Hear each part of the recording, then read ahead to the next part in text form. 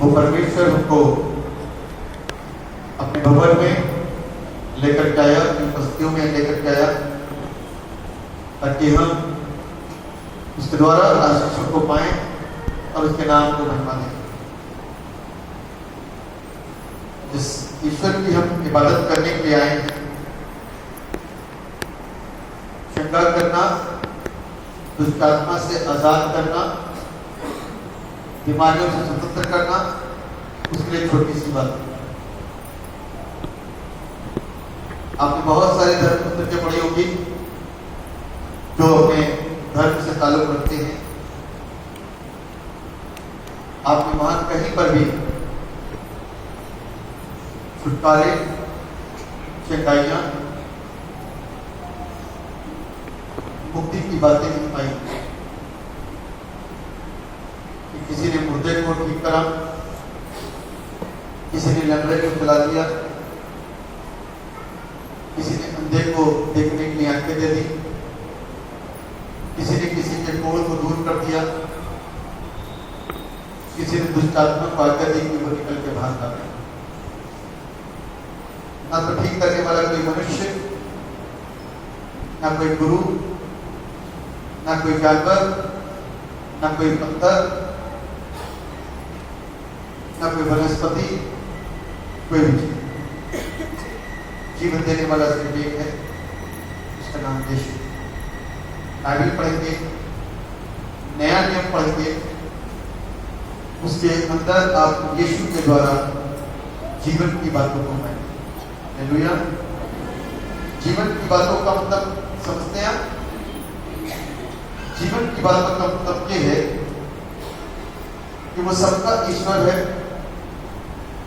और सबको जीवन देता है। वो किसी विशेष धर्म, जाति, वर्ग का नहीं है, क्योंकि उसने किसी प्रकार की कोई धर्म की स्थापना नहीं करी। कोई भी धर्म की पुस्तक आप उठा करके देखेंगे, कोई भी आपको वहां धर्म की स्थापना नहीं है।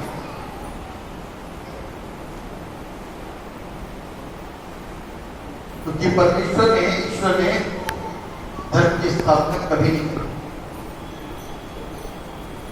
धर्म का मतलब ईश्वर कई हो गए,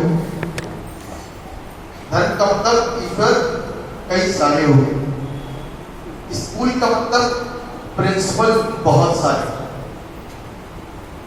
नहीं तो ये बहुत सारे स्कूल हैं तो उनके प्रिंसिपल बहुत सारे होंगे। जब बहुत सारे चर्च हैं तो उनके पादरी साहब बहुत सारे होंगे। जब बहुत सारे धर्म हैं तो उनके ईश्वर भी बहुत सारे होंगे। लेकिन इस बात को बताना चाहता हूं कि परमेश्वर ने कोई धर्म की स्थापना नहीं करी, सिर्फ इंसानियत के धर्म की स्थापना करी, जो जीने में मनुष्य आज असमर्थ हो रहा है।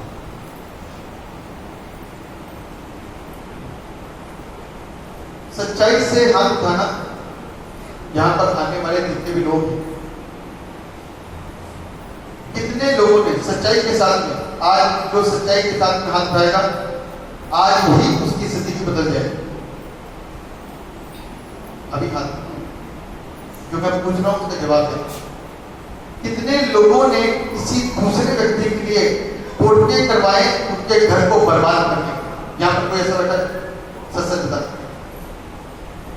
किसी ने किसी का बुरा करने के लिए टोटके करवाए।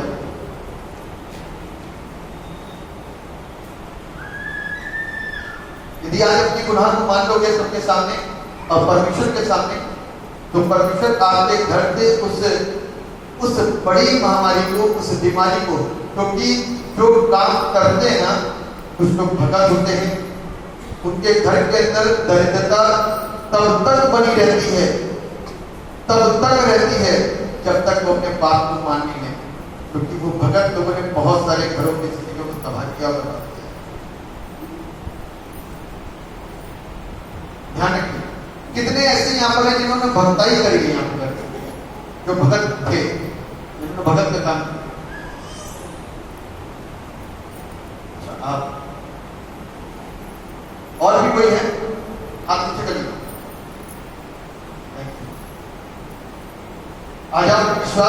को स्वीकार करा, आज आपके घर में, आज से आपके घर के अंदर बरकतें शुरू हुई है।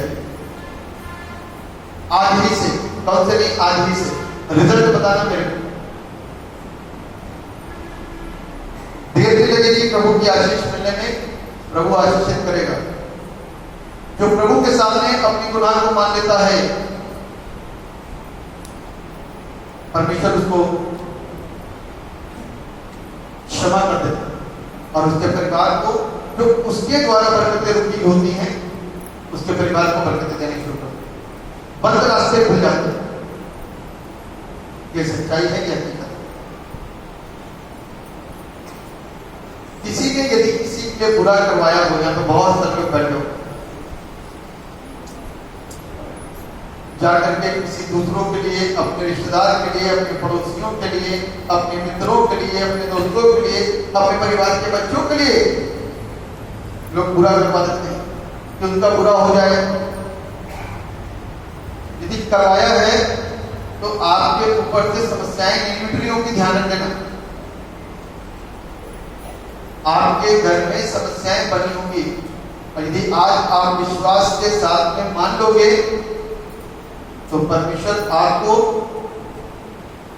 आपके घराने को आजाद करेगा। कुछ चीजें ऐसी हैं आजादी के लिए, आपका पाप मानने के द्वारा आजादी मिलेगी, वरना आप रोते रहो। किसी का बुरा करने वाला आज तक सफल नहीं हुआ, उनकी नस्लें सफल नहीं हुई। इस बात को ध्यान रखिए। इसलिए जो पाप को मान लेता है, परमेश्वर को क्षमा करता है। आप उस परमेश्वर के घर में आए हैं जिसने धर्म नहीं बनाया, इंसान बनाया। आज हम इंसान नहीं, तरह तरह के पाप करते हैं और लोगों को रुलाते हैं, लोगों को परेशान करते हैं और सोचते हैं कि हमको खुशी मिल जाएगी। इस बात को नहीं समझ पाते कि एक और न्यायालय है जो ऊपर से देख रहा है और उसके सामने, उससे ऊपर कोई नहीं है। जब उसकी फटकार और उसकी मार आपके ऊपर आएगी, नस्लों के ऊपर आएगी, तो आप सोचोगे कि ये नस्लें हमारी स्थिति क्यों नहीं हो पा रही। उसका कारण यही होगा जो आज बोला जाता है, उसकी वजह सिर्फ यही होगी जो आज बोला जाता है। मैंने आज तक नहीं बोला, जैसे यहाँ पर आया ये दो बातें ध्यान क्लिक करी और बोलने के लिए बोल दिए। कुछ लोगों के पाप मानने से दूर, कुछ लोगों के छुटकारे मानने से दूर। इसलिए अपने आप को मत छुपाओ। यदि अपना भविष्य सिक्योर करना है, सुरक्षित करना है, यदि आप सुरक्षित रखोगे तो पूरी रीति से आजादी मिलेगी, स्वतंत्रता मिलेगी। तब आपको लगेगा कि आपके परिवार के अंदर काम होना शुरू हो गया। इससे पहले कि हम लोग वचन के बड़े बड़े इंपॉर्टेंट विषय है, हमारी उत्तर भारत की कनिष्ठ के अनुसार, जो आज की लैक्चरी के अनुसार आज टॉपिक है, वो है द फैमिली और चिल्ड्रन, यानी कि परिवार और बच्चे। परिवार के अंदर पति और पत्नी और बच्चे, वेरी इंपॉर्टेंट टॉपिक,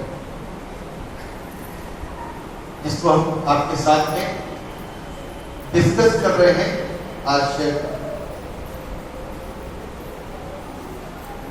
आज जो रीडिंग पढ़ी गई थी वो थी मलाकी 2 उसका 13 से 16, और दूसरा हिस्सा जो पढ़ाया गया था वो था मरकुस सुसमाचार में से मरकुस उसका 10वां अध्याय उसके 13 से 16 पद तक, सॉरी मरकुस में से सुसमाचार उसका 10वां अध्याय उसके 13 पद से लेकर के 16 पद तक, दूसरे पद से, हाँ दूसरे पद से। इनसे संबंधित ज्यादा थी जो मैंने आपके साथ में शेयर करा, द फैमिली चिल्ड्रन। आप सब लोग आवागमन मत करिए, बैठ जाइए, क्योंकि बड़ा इंपॉर्टेंट विषय है सब लोगों के लिए, क्योंकि यदि जड़ खराब होनी शुरू हो गई ना तो सब कुछ खराब हो जाएगा, और कब तक खराब रहेगा फिर उसका हिसाब नहीं। इसीलिए एक जगह सुरक्षित हो जाइए, अपने ध्यान को केंद्रित कर लीजिए और वचन की ओर ध्यान दीजिए। क्योंकि हम इस बात को जानते हैं कि हस्बैंड एंड वाइफ, पति और पत्नी जब चुनाव करते हैं, उनके पेरेंट्स जब चुनाव करते हैं, पति के लिए पत्नी और पत्नी के लिए पति, लड़के के लिए लड़की और लड़की के लिए लड़के का, तो ढूंढ मचती है। क्या होता है? ढूंढना, लोग ढूंढते हैं। तो रिश्तेदारों में, लोगों में, यदि क्रिश्चियन है तो पासवानों को, नॉन क्रिश्चियन है तो अपने और जाति भाइयों को इस बात के लिए कह देते हैं और बोल देते हैं कि एक लड़का ढूंढना और एक लड़की ढूंढना।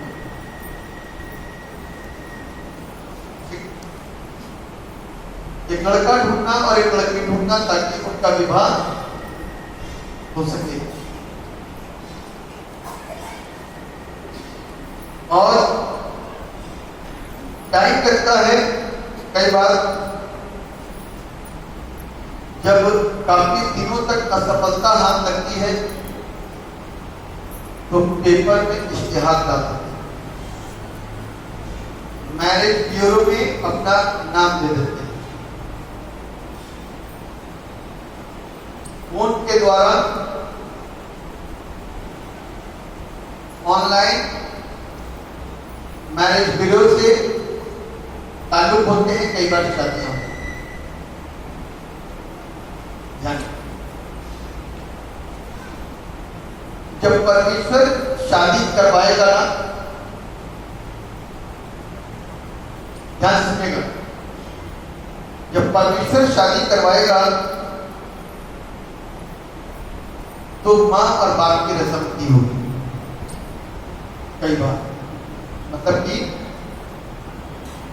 80% तो ऐसा ही होगा, 20% में हो सकता है परमेश्वर की कौन सी बड़ी योजना आपके लिए हो, दैट इज द एक्सेप्शन, वो एक अपवाद। अन्यथा 80% में मां और बाप की सहमति होगी। ये एक पॉजिटिव रोल है शादी का। और कई बार जब पेरेंट्स प्रभु में नहीं होते तो शादियां तो होती हैं, रिश्ते तो लगते हैं, लेकिन टूटते बहुत हैं। लड़की वालों को सहना पड़ता है, कई बार लड़के वालों को सहना, लड़की वालों को क्यों सहना पड़ता है? क्योंकि बेटी उस घर में पीटी जा रही है, मारी जा रही है, दहेज को लेकर तरह तरह के आरोप लगाए जा रहे हैं। और लड़के वालों को इसलिए कि आज स्त्री प्रधान देश हो गया तो वो कहीं और से फंसा न दे, इसलिए अब लड़के वाले दोनों पहलू रो कौन रहा है? संसारिक व्यक्ति। जिस घर और जिस परिवार की नींव यीशु के द्वारा पड़ी, वो घर कभी टूट नहीं सकता। निकालिए भजन संहिता 127 उसका पहला पद पढ़िए। भजन संहिता 127 उसका पहला पद। यदि घर को यहोवा ने बनाए तो उसके बनाने वाले का परिश्रम व्यर्थ होगा। हाँ। यदि नगर की रक्षा यहोवा न करे तो रखवाले का जागना व्यर्थ नहीं होगा। यदि घर को यहोवा ना बनाए तो बनाने वाले का परिश्रम व्यर्थ। और यदि नगर की रक्षा यहोवा ना करे तो रखवाले का जागना। एक परिवार में छोटा सुधार, एक परिवार किसी व्यक्ति से लड़ नहीं पाता, लेकिन पूरा का पूरा मोहल्ला एक चौकीदार के होने से सबूत से सोता है। कभी सोचा एक परिवार किसी एक व्यक्ति से लड़ नहीं पाता, लेकिन पूरा का पूरा मोहल्ला एक चौकीदार के रहने से सुकून से सोता। समझे? यानी कि जिस जगह पर परमेश्वर उपस्थित और मौजूद है, वहां चौकीदार की मौजूदगी को, चौकीदार की उपस्थिति को, चौकीदार की ड्यूटी को वो सफल बना देगा। और जिस जगह पर प्रभु के नाम को लेकर के काम नहीं किया जा रहा, वहां पर चौकीदार पूरी रात भी जाग देना तो भी चोरी हो जाएगी, तो भी मृत्यु हो जाएगी, तो भी हत्याएं हो जाएगी, तो भी पाप हो जाएंगे, तो भी सब कुछ हो जाएगा। इसलिए यदि घर को यहोवा ना बनाए, वो परमेश्वर ना बनाए, तो तबाही तो होनी लाज़िम है। जिस जगह पर उस परमेश्वर के नाम को नहीं लिया जा रहा, हड़बड़ी हो रही है, जहां पर हड़बड़ी हो रही है वहीं पर गड़बड़ी हो रही है। इसलिए परिवार टूट रहे हैं, लोग रो रहे हैं, शादी हुई पर तो रिश्ता टूट गया आज। कुछ लोग गड़बड़ करने वाले होते हैं, बाइबल लिखा है जिसको और जिन्हें परमेश्वर ने जोड़ा उससे कोई अलग, लेकिन जो जोड़ता है रिश्तेदार, जो कंपनीज खेलते हैं आकर के शादियों में, वही तोड़वा देते हैं रिश्तों। जो मुठ में खिंचवा देते हैं, जो बहुत खुश होते हैं, वही रिश्तों को तोड़वा देते हैं, क्योंकि उनकी जिंदगी के अंदर परमेश्वर का वास नहीं।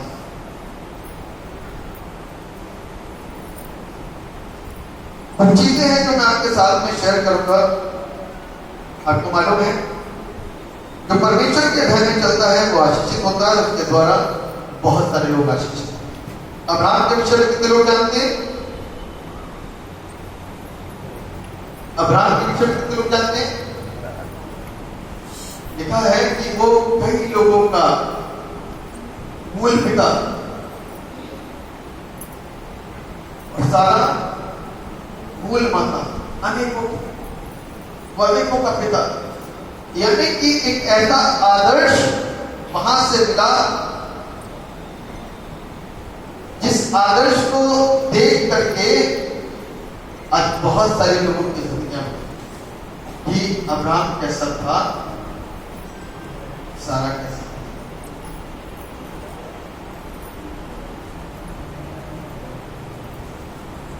शादी क्यों होनी चाहिए? कोई बता सकते? शादियां क्यों होनी चाहिए?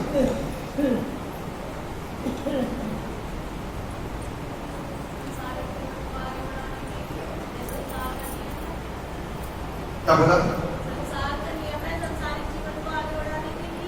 वेरी गुड, बहुत अच्छी बात है। बाइबल में ऐसा लिखा हुआ है, उसको आप बाइबल के अनुसार ही सीख सकते हैं, और बड़ा अच्छा तरीके से लिखा है, this is the commandment of God. ये परमेश्वर का एक आज्ञा है कि जाओ और जाकर के पृथ्वी में भर जाओ और परमेश्वर के लिए संतानें पैदा करो। यानी कि अच्छी औलादें, यदि माँ बाप अच्छे हैं तो औलाद कैसी पैदा होगी, और यदि माँ बाप गड़बड़ है तो औलादें कैसे पैदा होंगी? कुछ दिन कुछ तो टच रह गई ना। माँ बाप का असर बच्चों के अंदर आएगा, थोड़ा बहुत तो आएगा ही है। इसीलिए बदलते बदलते बदलते बदलते बदलते आज सारा संसार पापी हो चुका है। परमेश्वर ने जिस आदम को बनाया था वो प्योर था, वो पाक था, वो साफ था, वो पाप से अछूता था। उसकी सोच के अंदर चीजें नहीं पलती थी, उसकी सोच के अंदर बुरी चीजों का जन्म नहीं था, उसकी जिंदगी के अंदर बुरी सोच, बुरे विचार नहीं पलते थे। लेकिन एक छोटे से बात के द्वारा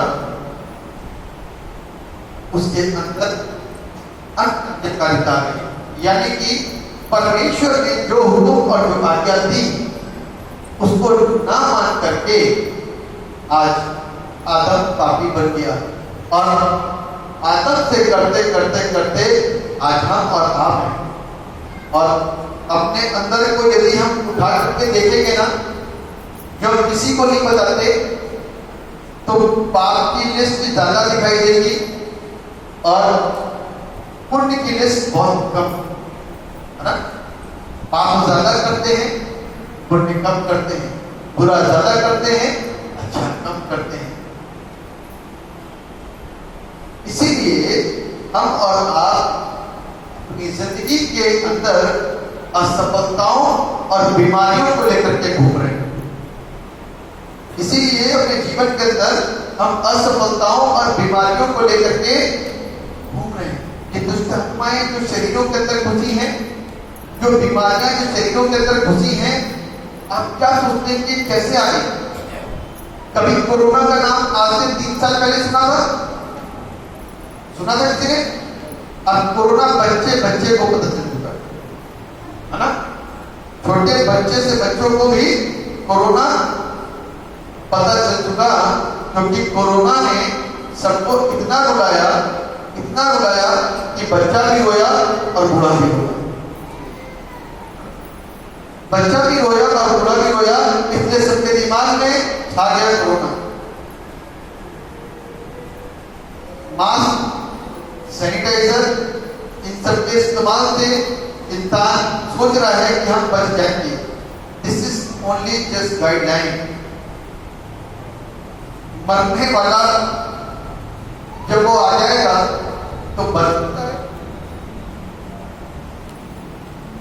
just only safe side, just safe side, और उसके अलावा कुछ नहीं। मैं शुरू से नहीं विश्वास करता था इस चीज के ऊपर कि कोई एक छोटा सा केमिकल मिला हुआ पानी आपको शुद्ध रख सकता है, आपको मृत्यु से बचा सकता है। मृत्यु उसके हाथ में है, जन्म उसके हाथ में है। ना तो कोई बचा सकता, ना कोई जन्म दे सकता। उसके हाथों में सब कुछ है। वही चाहेगा तो मारेगा, वही चाहेगा तो बचाएगा। इस बात को ध्यान रखिए। लेकिन पापी व्यक्ति लोगों के जीवन के अंदर, और जिनको प्रभु सिखाना चाह रहा है, उन लोगों की जिंदगी के अंदर जिनको प्रभु बताना और जताना चाह रहा है कि मैं ही यहोवा हूं, मेरे अलावा कोई नहीं, लोगों की आंखें खोल बाइबल में लिख दिया कि ना तो अब कोई उनकी मिट्टी देने जाएगा, ना तो मुंडन होगा, ना घटना भेजेगा, ना शादियां होगी, ना दूल्हा बनेगा, ना दुल्हन बनेगी। ये बाइबल के अंदर पहले से, आज से नहीं, कई हजार साल पहले से हुआ। कब? 2 साल पहले। वर्णन कब है? हजारों साल पहले। ये वो सच्चाई है जिसने हमारे जीवन के अंदर एक नए आयाम को लेकर के आ गया, नई सच्चाई को लेकर के आ गया। तो यहाँ पर लिखा हुआ है कि शादी कौन करता है, क्यों करनी चाहिए, क्या कारण शादी करने का? इसलिए क्योंकि परमेश्वर की ये योजना है कि व्यक्ति विवाह करे, क्योंकि अकेला व्यक्ति काम नहीं कर सकता। ही और शी नीड समवन हेल्पर। एक पुरुष को स्त्री का सपोर्ट चाहिए, हेल्प, सहायक के रूप में, ठीक है, ताकि परमेश्वर के उस बड़े काम को मिल करके दोनों अंजाम दे सकें। परमेश्वर के उस बड़ी योजना को एक साकार रूप दे सके, लोगों को बता सके कि जिंदगी की सच्चाई है क्या, ईश्वर कौन है, ईश्वर की सच्चाई है क्या। क्या ईश्वर पत्थरों में वास करने लग गया आज की तारीख में? क्या ईश्वर इंसानों के अंदर, जो इंसान को गुरु बनाते हैं, पापी स्वभाव वाले व्यक्ति को जो गुरु बनाते हैं, क्या पापी स्वभाव के अंदर, नशा करने वालों के अंदर वास करेगा? सच्चों के अंदर वास करेगा, सच्चों के अंदर वास करेगा। झूठे और बेईमान लोगों के अंदर काम नहीं करता। इसीलिए जिसके जीवन के अंदर किसी भी प्रकार की कुटिलता है और वो सोचते हैं कि प्रार्थना करने से यीशु के नाम से दूसरे बंदे को छुटकारा मिल जाएगा, तो असंभव होगा। जिसका काम उसी को सोहे, जिसको परमेश्वर ने चुना काम वही करेगा। और जो परमेश्वर के मार्ग पर ईमानदारी के साथ में, पक्की गाइडलाइन के साथ में चलेगा, तो वो प्रार्थना मांगेगा, लोग जीवन पाएंगे। लेकिन जो ही उठा करके दुआ करना शुरू कर दिया, तो उसका खेल उल्टा पड़ सकता है। इसी चीज को हम लोग यहाँ पर सीख रहे हैं कि परमेश्वर जब घर बनाने के लिए हमको और आपको लेकर के आया है, मेरा और आपका चुनाव कर रहा है वो, तो हम और आप उसकी मर्जी के अनुसार, उसकी इच्छा के अनुसार अपनी जिंदगियों को खूबसूरत बनाएं, ताकि जब हमारे लिए कोई लड़की या हमारे लिए कोई लड़के का चयन हो, तो वो परमेश्वर के अनुग्रह से। सरकारी नौकर की कोशिश करोगे कि लड़का मिल जाए, लड़की मिल जाए, मिल जाएगा, यदि दुख देगा तो कितना अच्छा लगेगा, सोचो। यदि परमेश्वर का भय मानने वाला, अच्छा, सीधा, सच्चा, कम कमाने वाला, मेहनत से काम करने वाले दिन मिल जाएगा, तो क्या बुराई है।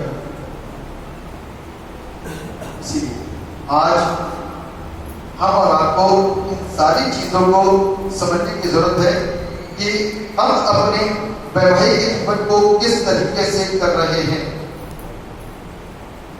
जैसा एक बात निकालिए, दूसरा कुरिन्थियों 6:14 से, दूसरा कुरिन्थियों 6 उसके 14 पद क्या लिखा हुआ है?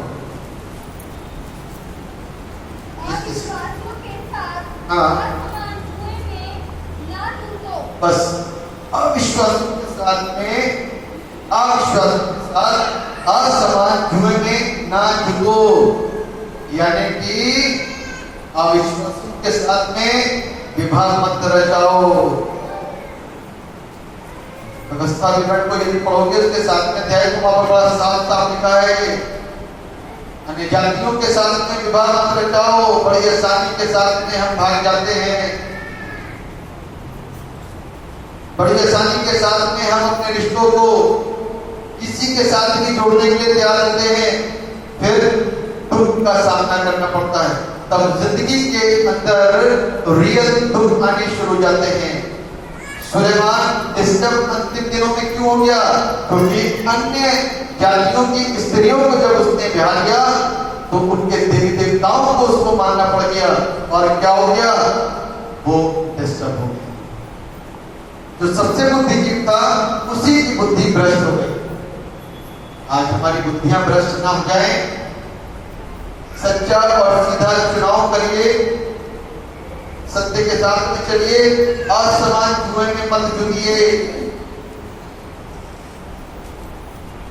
पेरेंट्स इस बात को कभी भी सपोर्ट मत करना कि हम एक आत्मा बचा रहे हैं। पहले आत्मा बचा लो, तब उसके बाद में कहना, ठीक है? जब आपके घर का सिस्टम ठीक नहीं है, तो दूसरे के सिस्टम को जो अदर विश्वास से आ रहा है, कैसे ठीक कर सकते हो? सोचो जरा। सिर्फ भावनाओं में बहना और दूसरों को सिर्फ बेवकूफ बनाने के अलावा ये कुछ नहीं है। आज की तारीख में शादियां कागज बनवा करके तो हो जाती हैं, लेकिन एक्चुअल में क्या वो प्रभु में है?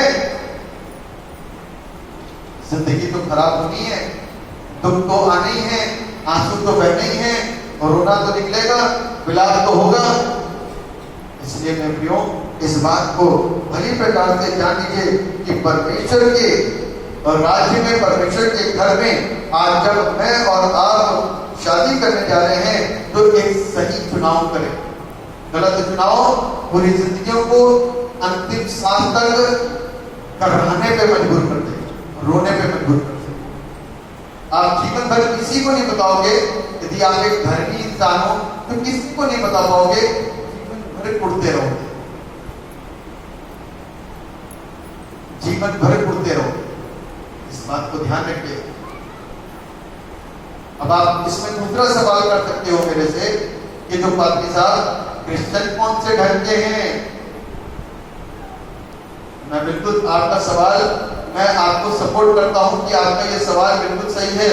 तो मैं उसमें सिर्फ इतना तो बोल सकता हूं कि बेशक वो ढंग के नहीं है, लेकिन ये तो जानते हैं कि चर्च उनका एक ऐसा स्थल है जहां पर जाने से आपको रोका नहीं जाएगा, जहां पर जाने से आपको रोका नहीं जाएगा। आप अपनी आत्मिक तृप्ति तो कर सकते हो, यहां करके प्रार्थना तो कर सकते हो। कोई घर में प्रार्थना करने से तो रोका टोकी नहीं करेगा, बाइबल पढ़ने से तो कोई आपको रोकेगा नहीं, संगतियों में जाने से तो कोई आपको रोकेगा नहीं। इतना तो होगा कि प्लस पॉइंट है। और आपके प्रार्थना करने से पता नहीं कब आपके परिवार का सिस्टम उल्टे से सीधा होना शुरू हो। बड़ी इंपॉर्टेंट बातें हैं, इसको ध्यान रखिएगा।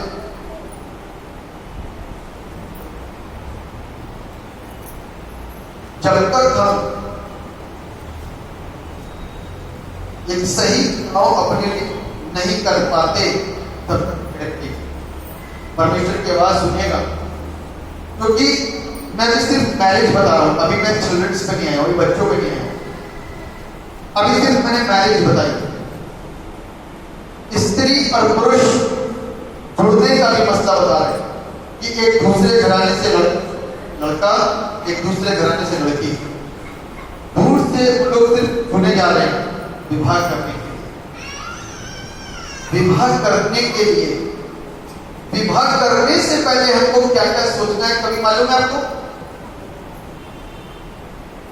विवाह करने से पहले क्या सोचना है बताइए? विवाह करने से पहले कभी किसी इंसान ने कुछ सोचा? यहां पर बैठे हुए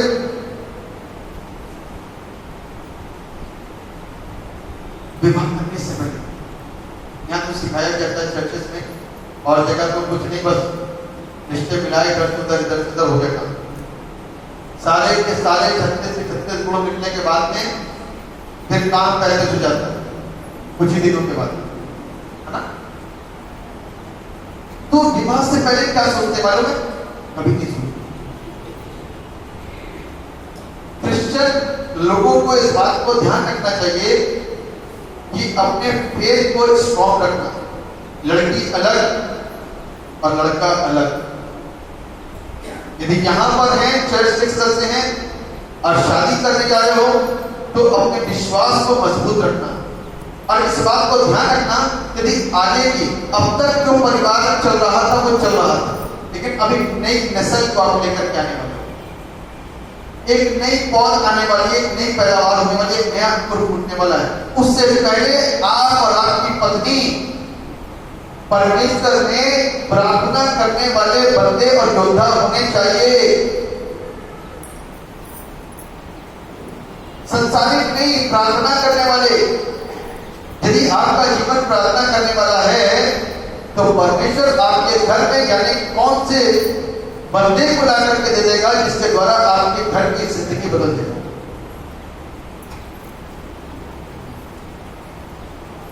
सोचते हैं इस चीज के लिए, इस बात में सोचते हैं कि हम अपने जीवन को और लोगों के साथ में कितना अच्छा मजबूत कर सकते हैं। इन सारे विषयों के लिए सोचना है हमको, इन सारी बातों के लिए हमको ध्यान देना है। जब हम ऐसा करेंगे तो परमेश्वर हम सबको आशीषित करेंगे। अपने बच्चे के भविष्य के लिए सोचना है कि उसको कौन सा जीवन आप देने वाले हो, क्योंकि जो आप बोगे वही काटोगे। गाली बोगे गाली काटोगे, नशा होगे, नशा काटोगे, व्यभिचार होगे तो लड़के लड़कियों को व्यभिचार करते हुए देखोगे।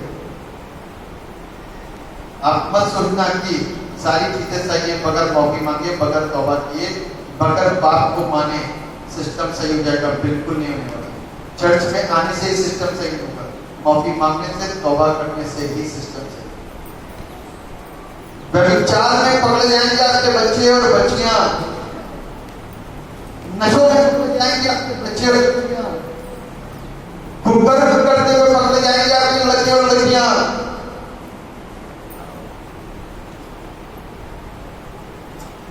ये सच्चाइयां हैं।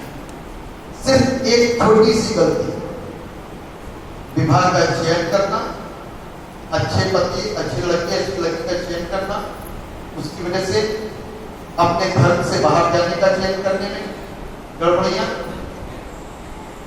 इतना बड़ा नुकसान जीवन भर का। माँ बाप शादी करते हैं, बच्चे पैदा करते हैं, इसलिए बच्चे को बहुत वो सीने से लगा करके रखते हैं, मेरा बेटा, मेरी। वही बड़ा होकर के, बड़ी होकर के आपको पता नहीं चलेगा, क्योंकि जो होया क्या है ना वो गलत है। कितनों के बच्चे गड़बड़ियां करते हैं आपको मालूम है? नशे। कोई बताएगा नहीं, कोई नहीं बताएगा कि मेरा बच्चा भी नशा करता है। आप क्या करना, घर में कोई नशा करता था क्या? कोई बताए? सब आदमी को सब धार्मिक बने रहेंगे, कोई नहीं बताता कि मेरा बेटा, मेरी बेटी। माँ बाप भी पकड़ लेते हैं कि उनको अश्लीलता मोबाइल में देखते हुए, लेकिन कह नहीं सकते, क्योंकि जब कहने का समय था तब उन्होंने उस समय को खो दिया।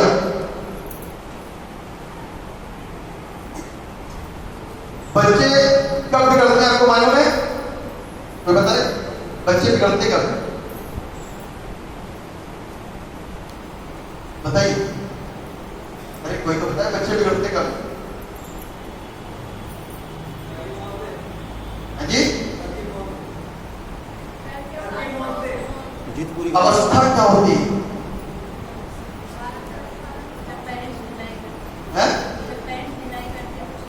अवस्था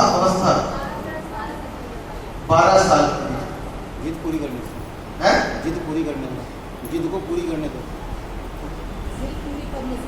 बिल्कुल सही बात है।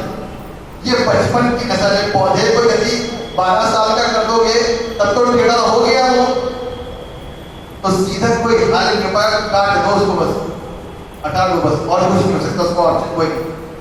बच्चे की सिर्फ जब बचपन से पूरी होनी शुरू हुई ना तो बहुत टेढ़ा हो जाए।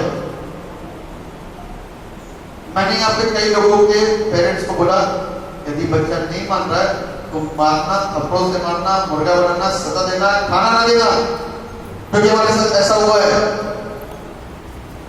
तब हमारे इंडिपेंडेंट होकर के कुछ काम करते थे, मेरे माँ बाप अपने घर में बैठे हुए और उनको पता है कि बच्चा अब गलत राह पे जाने वाला नहीं है, तभी काम हो सकता है। क्योंकि बच्चे जब जिद करते हैं ना तब माँ बाप को बड़ा दुख होता है, बड़ा प्यार आता है उनके ऊपर, और तुरंत उनके लिए सारी चीजें उपलब्ध, ले बेटा, ले बेटी। और वही बेटा, वही बेटी आपके सर के तांडव। ये मैं बात कर रहा हूं एक क्रिश्चियन फैमिली की, क्योंकि मैं यहाँ मसीह परिवार की नींव डाल रहा हूं और मसीह परिवारों के लिए बता रहा हूं। और जितने विश्वासी यहाँ पर बैठे हैं, आप सभी इस बात को सीखो, क्योंकि गलत आप विश्वासी हो गए। जितने लोग यहाँ पर बैठे हुए हैं, यदि आप विश्वासी हो गए और विश्वासी होने के बाद में फिर से आसमानी जातियों में विवाह करना चाहते हो तो समस्याएं फिर आपके साथ वापस 180 डिग्री एंगल पर वापस लौटने जाएंगे। आप फिर से शुरुआत करोगे और फिर से गड़बड़ी होगी। एक छोटा सा फैसला आपकी जिंदगी को तबाह कर सकता। जीवन भर के आंसू, जीवन भर के लिए तो पति ने नहीं सुनना, आप विश्वासी थे, लड़की विश्वासी थी, अब पति के विषय में नहीं पता चल पाया कि ये नशा करना शुरू कर दिया, ये नशा करता है, बच्चे बिगड़ने शुरू हो गए, क्या करो? फटपन से उनको लगाम में रखोगे तो बच्चों को आगे लगाम आप हटा सकते हो, वो बगैर लगाम के भी घर जाएगा और वापस आएगा। कबूतरों को जब पालते हैं ना, कबूतर पालन होता है, तो कबूतर को पहले उड़ाया जाता है, कुछ रेंज तक करते करते करते कबूतर वापस अपने घर को खूब ऊंचे उड़ते जाएंगे, फिर वापस अपने ही घर आएंगे। जिंदगी के अंदर एक गलत डिसीजन आपकी हैप्पी मैरिज लाइफ को डिस्ट्रॉय कर, हैप्पी मैरिज लाइफ को डिस्ट्रॉय कर। इसलिए यदि हैप्पी बनना है तो हमारी मैरिज सक्सेसफुल होनी चाहिए। यदि पत्नी अपने पति का सम्मान बच्चों के सामने नहीं कर रही है तो बच्चे भी बाप का सम्मान नहीं करेंगे, और यदि बाप अपनी पत्नी का सम्मान, अपनी वाइफ का सम्मान बच्चों के सामने नहीं कर रहा है तो बच्चे भी मां का सम्मान नहीं करेंगे। ध्यान रखिएगा, सारा सिस्टम उल्टा हो जाएगा। और इस बात को बताना चाहता हूं हर एक नौजवान बच्चों को कि कोई भी बच्चा अपने माँ बाप के झगड़ों में मत कूदे, सेव करे, बचाए, हाथ मत छोड़े। इससे आपके ऊपर परमेश्वर का कितना बड़ा प्रकोप पड़ सकता है आप सोच नहीं सकते।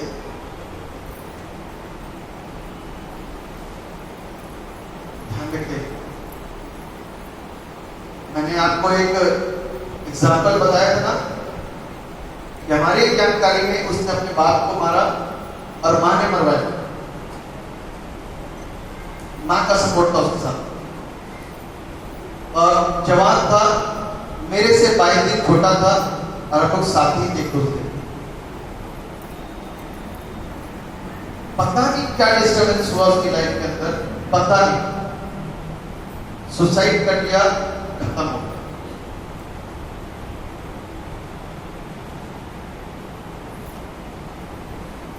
फिर कुछ दिनों के बाद में उससे बड़ा बेटा खत्म हो गया। आपको परिवार तबाह होता हुआ दिखाई देगा। आपको तो अभी मजा आ रहा है लेकिन उस समय तबाही दिखाई देगी। कुछ समय के बाद में बड़ा बेटा भी खत्म। आज वो मां तो है लेकिन अकेली है, मां है अकेली है।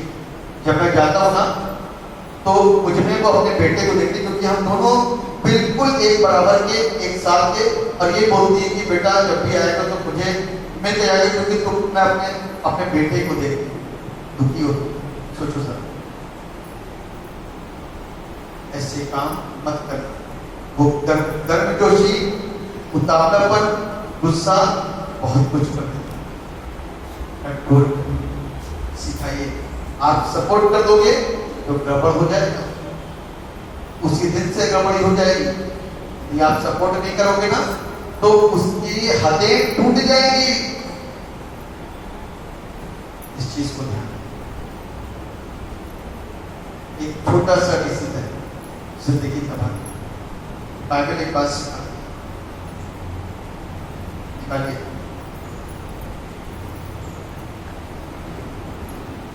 मरकुस 10 से 4 पद को पढ़िए जरा। उन्होंने कहा हाँ, मूसा ने त्याग पत्र लिखने, उन्होंने कहा मूसा ने तुम्हें आज्ञा दी, मूसा ने त्याग पत्र लिखने और त्यागने की आज्ञा दी है। यीशु ने उससे कहा तुम्हारे मन की कठोरता के कारण उसने तुम्हारे लिए क्या आज्ञा लिखी। आज तो बड़ी आसानी से अपनी पत्नियों को छोड़ देते हैं, बड़े आसानी से अपने पतियों को छोड़ देते हैं, बड़े आसानी से और रिलेशन बना लेते हैं, बड़ी आसानी से और दूसरी जगह काम करने लग जाते हैं। उन सब लोगों को मेरा वचन के अनुसार एक आह्वान है कि ऐसा पाप करने वाले लोग बच नहीं सकते। रिश्ते इधर उधर मत मेंटेन करिए दूसरे। जो बड़ी जल्दी बहक जाते हैं, चाहे वो लड़कियां हो, चाहे वो लड़के हो, चाहे वो पति हो, चाहे वो औरतें हो, उनकी जिंदगियां तबाह हो जाएंगी। फिर आप जो आप नस्ल पैदा करोगे वो कितनों को तबाह करेंगी। बाइबल कह रही है, मूसा ने तो त्यागने की आज्ञा दे दी। कहता तुम्हारे मन की कठोरता की वजह से, जिद तुम्हारी थी, तुम जिद कर रहे थे, तुम बार बार बोल रहे थे, तो तुम्हारे लिए भी एक ऑप्शन रख दिया था, वरना मरने से पहले रिश्ते टूटने नहीं चाहिए। आप किसी भी धर्म को उठा के देखो, और जब उसमें अहद करवाए जाते हैं, प्रोमिसेस करवाए जाते हैं, वायदे करवाए जाते हैं, तो यही वायदा हमारी बाइबल के अनुसार है कि जीवन की अंतिम सांस तक ना तो तुझे छोड़ूंगा ना छोड़ूंगी।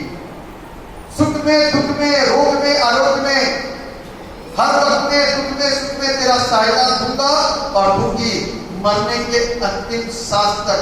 चाहे आपस में कितना भी कुछ होता है, लेकिन इधर उधर गड़बड़ियां मत।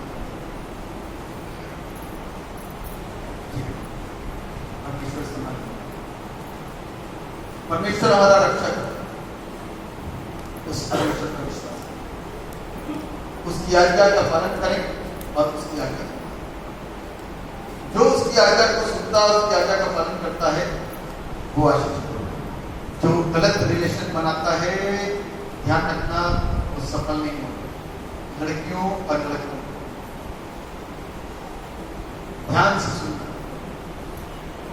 एक और बात आपको जरूर बताऊंगा, ध्यान रखना। जो बड़े आसानी से कोई लड़कियां किसी की गाड़ियों में अपने भाई और पति और उनके अलावा बैठते हैं, तो आपके ऊपर आरोप लग सकते हैं, आप किसी के ऊपर उंगली नहीं उठा सकते।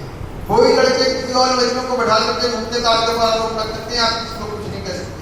जब आप दूसरों के बहुत बोल सकते हो, तो दूसरा भी आपके लिए कुछ ना कुछ भी लगा सकता है। तो इसलिए ध्यानपूर्वक इन सारी चीजों को सोच करके चलिए, ध्यानपूर्वक इन सारी बातों को समझे, तब परमेश्वर आपकी जिंदगियों को स्पर्श करेंगे और आपको आशीषित करेंगे। गलत रिलेशन, गलत रिश्ते, पत्नी को छोड़ करके कहीं और रिश्तों को मेंटेन करना, दिस इज सिन। पति को छोड़ करके कहीं और रिश्तों को मेंटेन करना, दिस इज सिन। इस बात से बचिए, इस गुनाह से बचिए। परमेश्वर आपको बचाना चाहिए। इसलिए हमारी नस्लें क्या होती हैं, बिगड़ जाती हैं। एक और सपोर्ट आपको बताना चाहता हूं, एक और चीज बताना चाहता हूं कि जल्दी से कोर्ट मैरिज आपकी लाइफ के अंदर नहीं आनी चाहिए। Christians remember this, don't go to the court. Court में शादियों को लेकर के मत जाइए। आपकी शादी की खूबसूरती आपके भवन में होनी चाहिए, यहीं से ही ब्लेसिंग्स मिलनी चाहिए। Don't listen to parents, those who are giving wrong teaching to you. आप गलत शिक्षा मत ग्रहण करिए। मेरा ये सजेशन है आपके लिए कि आपकी शादी परमेश्वर के भवन में, उसकी उपस्थिति में, गवाहों के सामने होनी चाहिए, ताकि 10 लोगों के साथ आप अपनी खुशी को इजहार कर सको। और आपके एक रिलेवेंट सोर्सेस होने चाहिए जिसके द्वारा आप लोगों को इन चीजों को सहर्ष सिखा सको कि मेरी मैरिज परमेश्वर के भवन में है। परमेश्वर के भवन में होने वाली हर शादी आशीषित है। हालेलुया। तभी जब रिश्तों को सही रूप और मायने में संभाला जाए। शादी एक खिलवाड़ नहीं है, एक गेम नहीं है। शादी परमेश्वर की ओर से दिया गया एक ब्लेसिंग है, एक आशीष है, जिसको नजरअंदाज नहीं करना चाहिए। बड़ी आसानी से लोग एक शादी छोड़, दूसरी छोड़, तीसरी छोड़, चौथी छोड़, पांचवी। This is not from the side of God. ये परमेश्वर की ओर से नहीं है, ये परमेश्वर की ओर से। तो परमेश्वर की ओर से क्या है? परमेश्वर की ओर से यह है कि तू एक ही पत्नी का पति बना रहे और तू एक ही पति की पत्नी बनी रहे जीवन की अंतिम सांस तक, जब तक तू मर नहीं जाता। वफादार बना रहे। आज पति के पास जाने को कुछ नहीं है तो छोड़ के मत भाग जाना। आज पति पैसे खर्च नहीं कर पा रही है तो छोड़ के मत भाग जाना। तुमने उल्टा किया है, सुनना नहीं। परमेश्वर के साथ वफादार बने रहना, वफादार परमेश्वर के साथ वफादार बने रहना। वो सब कुछ देख रहा है, इंसान नहीं देख पाएगा, परिवार नहीं देख पाएगा, बच्चे नहीं देख पाएंगे, लोग नहीं देख पाएंगे, मित्र नहीं देख पाएंगे, चर्च नहीं देख पाएगा, लेकिन ही ऑलवेज सीज यू। आप हमेशा देखते हैं। इसीलिए आज डिस्टर्बेंस है हमारी लाइफ में। एक गलत रिश्ता हमारी लाइफ को डिस्टर्ब करता है। एक गलत रिश्ता, एक गलत निर्णय, एक गलत डिसीजन हमारी पूरी लाइफ को बिखेर करके रख देता है। फिर हम रोते हैं पूरी जिंदगी रोते हैं। जब को दुष्ट आत्मा ने परेशान कर दिया, हमारे अंदर ये बीमारी आ गई, हमारे अंदर ये रोग आ गया, हमको महामारी ने पकड़ लिया, हमको इसने पकड़ लिया, हमको उसने पकड़ लिया। You always crying. Remember this. If you obey God's commandment, you will get great blessings. मैं इस बात की आपको एश्योरेंस देता हूं कि कोई भी चीज आपके शरीर में, आपके घर में आपको डिस्टर्ब नहीं करता है। दुष्ट आत्मा नहीं आएगी आपके घर में, आपके परिवार में। बीमारी आएगी लेकिन चली जाएगी। जो पैसे आप बेफालतू के जाया करते हैं वो पैसा खर्चा नहीं होगा, जीवन के अंदर खुश रहेगा। निराशाएं आपके अंदर नहीं रहेगी, आपके जीवन के अंदर, आपके घर के अंदर शांति बनी रहेगी। और रोना नहीं होगा, बच्चों का दुख नहीं होगा, बच्चे आपके घर में खेलते रहेंगे, अच्छे पलते रहेंगे, क्योंकि वो पालेगा, वो बढ़ेगा। This is the promise of God. व्यवस्था की पुस्तक में लिखा है, घर से बाहर जाते समय, घर अंदर आते समय you will be blessed. आप धन्य होंगे। लोग कहते हैं घर से बाहर निकलेंगे तो मीठा खाकर नहीं निकलेंगे क्योंकि शैतानी शक्तियां पकड़ने की, और हम लोग मीठा खा करके निकल जाते हैं। शैतान हमको रास्ता देकर के निकल जाता है, निकल जाओ। क्यों? क्योंकि जो डर और जो भय के साथ में जिंदगी को आपने किया है ना, और जिसकी गिरफ्त में आप आए ही हो, डर की वजह से, भय की वजह से, परमेश्वर आज उससे मुझको और आपको स्वतंत्र और आजाद करना चाहता है, स्वतंत्र और आजाद करना चाहता है। इसलिए आजादी को लेना है तो जिंदगी के प्रत्येक निर्णय सॉलिड कर लीजिए, वरना दुख का सामना करना है। परमेश्वर सबका है, कोई धर्म का नहीं, कोई जाति का नहीं, कोई वर्ग का नहीं। परमेश्वर को आप पत्थरों में नहीं ढूंढेंगे,